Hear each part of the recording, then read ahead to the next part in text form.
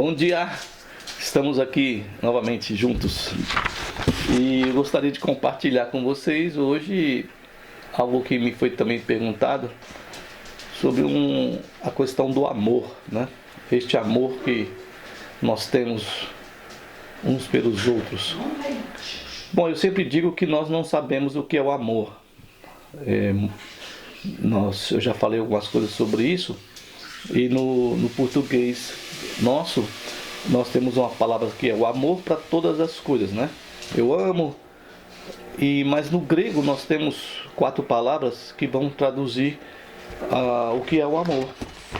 Nós temos a palavra eros, que é a palavra grega para um objeto desejável que nós podemos querer, algo adorado, especialmente na questão para o amor entre homens e mulheres.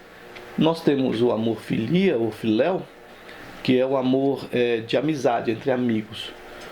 Nós também temos uma outra palavra que não é muito assim lembrada, que é o storge, que é a palavra do amor sobre pais, sobre familiares.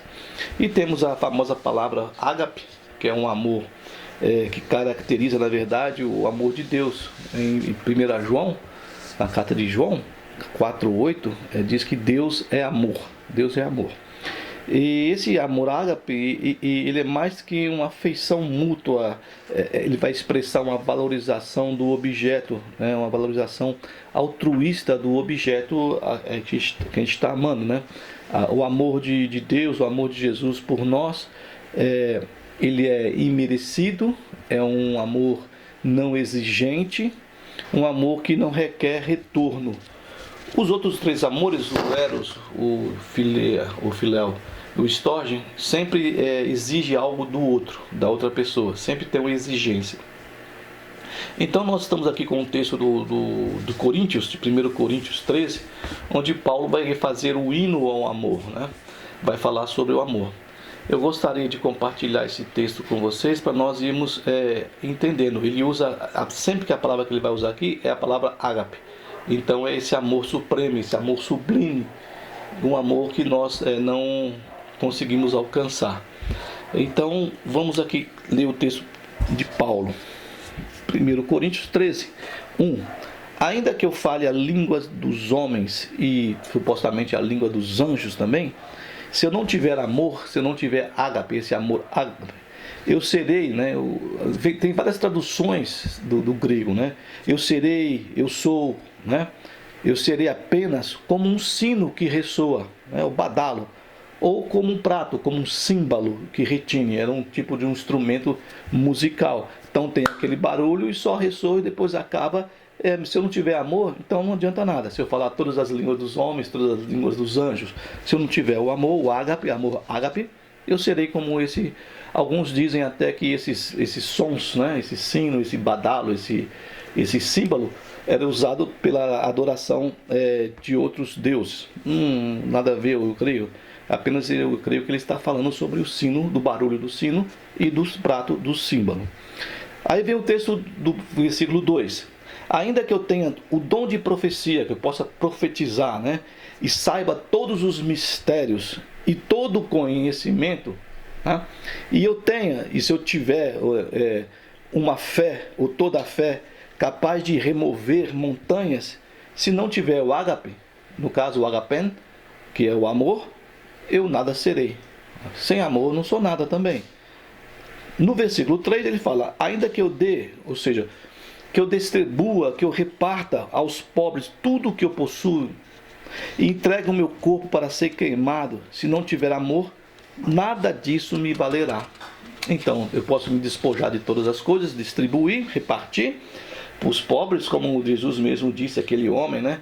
O que você tem, você vende e dá aos pobres e siga-me. Ele não quis perder a sua riqueza. Mas mesmo que eu faça isso, e mesmo que eu me entregue, né, o meu corpo para ser queimado, eu lembro uma foto bem marcante quando eu era garoto, lá para os anos 70, entre 70 e 80, um monge que se queimou, ele em posição de lótus lá, e tacou fogo nele mesmo, se colocando ali em um holocausto para defender a religião dele. Mas se eu não tiver o ágape, se eu não tiver amor, nada disso me valerá, né? O versículo 2 disse que nada serei, e o versículo 3 disse que nada disso me valerá. Sem amor não adianta nada.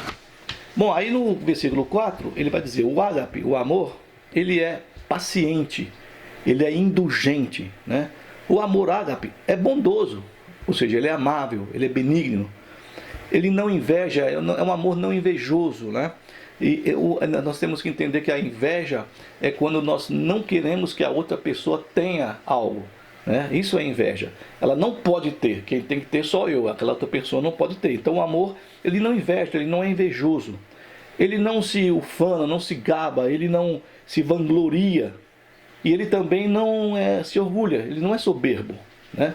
Não deixa ensoberbece, ele não é soberbo, ele não se orgulha. Então esse amor, ele é paciente. O amor ágape, ele é bondoso. Não inveja, não se vangloria e não se orgulha. No versículo 5 diz, não maltrata ninguém, né? Não maltrata animal, não maltrata gente. Não procura os seus interesses. Só o que aquilo hoje que nós vemos no mundo, que é um mundo egocêntrico, egoísta, que só pensa em si. Não se ira facilmente, ou seja, não é esquentado, né? Não é esquentado, não é nervoso. Não guarda rancor, ou seja, não leva em conta o mal que recebe. Não é rancoroso, não fica com aquilo no coração, né, remoendo, comendo como um câncer de raiva, de rancor, de algum mal que lhe foi feito. No versículo 6, o amor ágape, né, o agapen, não se alegra com a injustiça, mas se alegra com a verdade. E nós vemos hoje no mundo, infelizmente, pessoas se alegrando com a injustiça. E às vezes dizem que a injustiça não é injustiça. É interessante como a visão é deturpada do ser humano. Mas ele vai se alegrar, o amor ágape no caso, com a verdade. Sempre é verdade. Aí Paulo vai dizer o seguinte, tudo sofre, né? Ou seja, tudo aguenta. Ele tudo desculpa do outro, né? Tudo crê, tudo espera, tudo suporta. Esse é o amor ágape. O amor ágape nunca, ou seja, jamais, ele vai perecer, ele vai acabar. Mas se houver profecias, né, quer haja profecias, elas vão desaparecer, elas vão findar, desaparecerão. As línguas cessarão, né?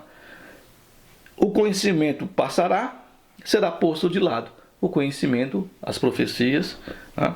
Tudo aquilo que o homem acha que seria interessante para ele expressar na humanidade. Pois em parte nós conhecemos, e em parte nós profetizamos, segundo Paulo diz. No versículo 10 diz, quando porém vier o que é perfeito, o que é completo, o que é imperfeito desaparecerá, passará. Porque nós não sabemos ainda o que é perfeito, né? E nós vivemos talvez numa imperfeição, segundo o Paulo, o nosso entendimento é imperfeito. Aí ele vai dizer no versículo 11 algo interessante. Quando eu era criança, eu falava como criança, eu pensava como criança e raciocinava como criança. Quando me tornei homem, eu abandonei no caso, para trás as coisas de criança. Um fato para mim interessante é que eu entendo assim às vezes que nós jamais deveríamos deixar de ser criança, porque a gente cresce e vira esses bobões que nós somos hoje, né? As coisas de criança são mais simples, são mais tranquilas, são mais suaves. Jesus pega algumas crianças e traz a ele ao seu colo e diz que nós deveríamos ser como as crianças, inocentes, né? E depois a gente cresce e vira esse tipo de pessoas que nós somos hoje, infelizmente, né? Não crê em nada, não acredita, não, cheio de preconceitos, cheio de erros, cheio de enganos. No capítulo 13, versículo 2, no caso, 12, ele vem assim, agora de fato nós vemos apenas um reflexo obscuro, uma imagem indistinta, indireta, né? Como em espelho. Nós olhamos para o espelho, e depois nós vemos um outro texto de Paulo, que nós olhamos para o espelho, e nós, ao sairmos da frente do espelho, esquecemos o que nós vemos, né? Então nós vemos apenas um reflexo obscuro, uma imagem indistinta, uma imagem direta, como em espelho. Mas então veremos face a face, porque a gente ainda é perfeito, não tem conhecimento. Agora eu conheço em parte, o meu conhecimento no caso é incompleto, então eu vou conhecer plenamente, eu vou conhecer perfeitamente, da mesma forma com que sou plenamente conhecido. Como Deus nos conhece, nós não nos conhecemos, eu não conheço as pessoas, eu já falei para vocês sobre a janela de Johari, que algumas pessoas sabem quem eu sou e eu sei quem eu sou, algumas pessoas não sabem quem eu sou e eu sei quem eu sou, e algumas pessoas não sabem quem eu sou e nem eu mesmo sei quem sou eu não me conheço. Mas quando vier a perfeição, quando vier a completude de tudo, que é Cristo Jesus e a revelação dele, de Deus, nós seremos então conhecidos plenamente. E no versículo 13 ele fecha essa parte desse capítulo, né? Assim permanece agora 3. Nós falamos das virtudes teologais, que os católicos falam das 3 virtudes teologais. A fé, a esperança e o ágape, o amor, o agapen. Mas o maior dele, diz Paulo, porém, é o amor agape, o amor agapen. Então, de todos os 4 amores, o amor agapen é o mais sofisticado, o mais, né, que se achega, se assemelha a Deus, o amor de Deus para conosco. Mas por quê? Porque Deus nos amou do jeito que nós somos. Deus nos ama como nós somos, na nossa imperfeição, na nossa vida. Mesmo quando nós somos descrentes da existência dele, mesmo quando nós somos ingratos a tudo que ele tem feito para nós, a tudo que ele tem deixado. Então é esse amor que Deus tem por nós, de amarmos como nós somos. Eu sei que eu não consigo amar dessa maneira que Paulo falou. Eu também sei que você não consegue amar dessa maneira, mas pelo menos nós podemos começar a tentar a exercer isso que Paulo está falando, a tentar exercer esse amor. Mas também, se nós não conseguimos, nós jamais possamos deixar de pensar de que Deus nos ama dessa forma. Nós não conseguimos amar ao próximo. Nós, na verdade, nem sabemos o que é o amor. Nós não conseguimos amar nem a nós mesmos, nem ao próximo. Mas Deus nos ama como nós somos. Desse jeito, desse jeitinho que você é, do jeito que eu sou. E Ele não exige nada. Por que esse amor é dessa maneira? Porque Ele não é exigente. Ele nos formou, e nós cremos isso, pelo menos aqueles que creem em Deus, que Ele que nos formou, nos trouxe à vida, e Ele não exigiu nada de nós. Né? Não que nós fôssemos robôs para o adorá-lo e amá-lo obrigatoriamente. Não, você o ama se quer. E eu gosto muito dessas situações quando eu falo do que Deus venha o sol, resplandecer o sol e viver a chuva sobre os bons e os maus. Né? Então Deus faz essas coisas por nós, porque Ele nos ama, porque o amor dele é sublime, o amor dele é soberano e sem exigência. Então o amor que nós lemos aqui, tudo aqui, tem uma música antiga, né? O amor é paciente, ele é benigno, não arde em ciúme, não se ensoberbece, tudo crê, né? Tudo suporta, tudo espera. Aí termina o cântico dizendo o seguinte: o amor jamais termina, jamais acaba. Não é o nosso amor que nós estamos cantando, não é esse amor que nós temos que Paulo está escrevendo, é o amor de Deus para com a humanidade, para com você, para comigo nesse domingo, desse mês de julho. Agora, Ele nos ama como nós somos, né? Nossas imperfeições, o que nós somos. Então a resposta que eu tenho para essa pessoa que me perguntou sobre a questão do amor, e é isso aqui, ó, é esse amor de Deus, é o ágape, o amor sublime, que nós não conseguimos, mas que nós podemos tentar, né? E caminhando aos poucos e mudando a nossa vida e tendo um olhar, talvez o mesmo olhar que Deus tenha por nós.